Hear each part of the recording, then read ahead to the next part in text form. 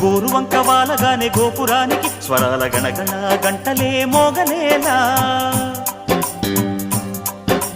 గోపబాలుడొచ్చినాక గోకులానికి పెదాల కిలకిల పువ్వులే పుట్టలేదా బాలకృష్ణుడొచ్చినప్పుడే వయ్యారి నందనాలు నాట్యమాడగా వారసుణ్ణి చూసినప్పుడే వరాల వాంఛలన్నీ పల్లవించగా నందుడింట